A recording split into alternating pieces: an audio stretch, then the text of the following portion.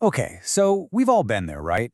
That moment of pure frustration when an app just crashes or a website completely glitches out. It feels so random, but you know what? It's really not.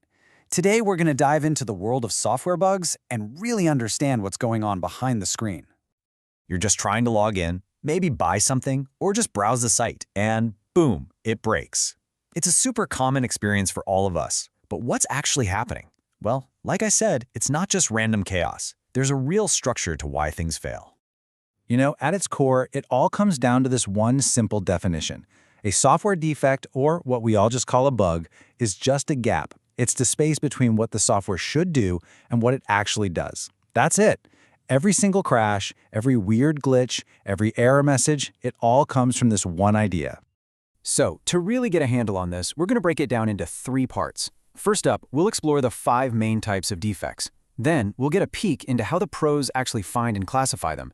And finally, we'll talk about why any of this actually matters. Let's jump in. All right, so think of this first part as your official field guide to bugs. I promise, once you know what to look for, you're going to start seeing these different species of bugs out there in the wild everywhere. And here they are, the big 5. Functional, performance, usability, security, and compatibility. Each one of these affects your experience in a totally different way. So let's break them down one by one. First up, we have functional defects. These are probably the most common and the most straightforward kind of bug. It's all about whether the software is doing its most basic, fundamental job. Here is a perfect classic example. You type in your username and password, you know they're correct, but the login button just does nothing. That right there is a functional defect. The core feature, the whole function of that button, is just broken. So that's a functional defect. Something's just plain broken. Now our second category is a little different, performance defects. This isn't about what the software does, it's about how well it does it. We're talking speed, stability, responsiveness, all that good stuff. And this is the key thing to understand.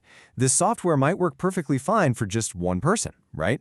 But what happens when 1,000 people all try to use it at the exact same time? If it grinds to a halt, or worse, crashes, that's a performance defect. It's basically a failure under pressure. Okay, next up, we've got usability defects. And this is where we shift gears a little bit, moving from pure engineering over to the human side of things. How does it actually feel to use the software? This really gets at a key difference. I mean, a button might technically work when you click it, but what if it's hidden in some confusing menu, or it's labeled with a weird icon that makes no sense? That is a usability defect. It's all about whether the design is intuitive, or if it's just plain frustrating. Our fourth category is a big one, and it's one of the most critical: security defects. These are the kinds of bugs that can have some really serious consequences. Yeah, you can think of these as the hidden cracks in a fortress wall. A security defect might be completely invisible to an average user, but it could be an open door for a bad actor to steal data, take over accounts, or cause all sorts of major disruptions. This is exactly why these get fixed and fast. And last but not least, we have compatibility defects. You ever wonder why a website looks totally perfect on your laptop, but when you pull it up on your phone, it's a complete mess? Well, this is why. So in this case, the software isn't necessarily broken on its own, it just fails to work in a specific environment. It could be a problem between different browsers, like Chrome and Safari, or between operating systems, like Windows and Mac, or even between devices, like an iPhone and an Android. So now we know the 5 types, but how do the pros, the software testers, actually identify them out in the wild? Well, it's not random at all. There's a really methodical process to it. It's almost like a detective investigating a crime scene. It all starts with just observing that something isn't quite right. Then, the next and most crucial step is to document exactly what happened so the bug can be reproduced. From there, the tester classifies it using those categories we just learned about. Is it functional, performance, or something else? And finally, it gets reported to the development team so they can prioritize getting it fixed. Okay, so we know the types, we know the process. But why is it so important to get this classification right? Well, it really just comes down to clarity and efficiency. Now this right here is key. A really common mistake is to confuse a bug with a missing feature. See, a defect means something that was supposed to work is actually broken. A new requirement, on the other hand, is asking for something that was never even designed in the first place. Knowing this difference saves just a ton of time and confusion. And to help you remember all this, we've got a handy little acronym for you: FPUCS.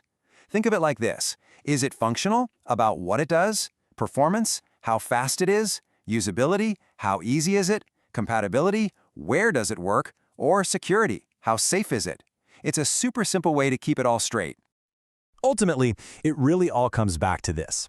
By understanding and correctly classifying all these different types of bugs, development teams can work way more effectively. They can fix what's broken and, at the end of the day, build better, safer, and more enjoyable software for all of us. So I'll just leave you with this thought. The next time an app freezes on you or a website starts acting strange, don't just get frustrated. Put on your detective hat for a second. Is it a functional bug, a usability issue? Because now you've got the field guide to figure it out.